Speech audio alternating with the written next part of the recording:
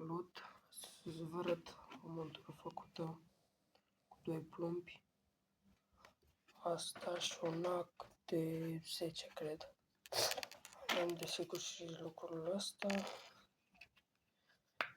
Dacă vreți să lucreze, da, e destul.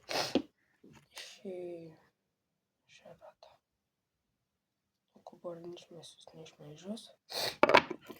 Și am făcut și o cutiuță care mi-am pus 2 plute din asta confecționate din cu ac mic. O din asta de dat la fund, la Dunăre. Desigur, încă una de dat la fund, tot la Dunăre, dar asta e germană.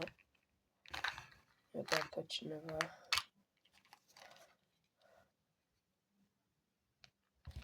E germană, e o monedă.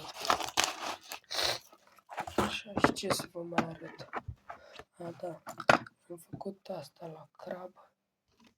Pus nac. Are și asta aici. Nu se mai mișcă nimic. Și ce să vă zic? Raftul meu tot așa a rămas.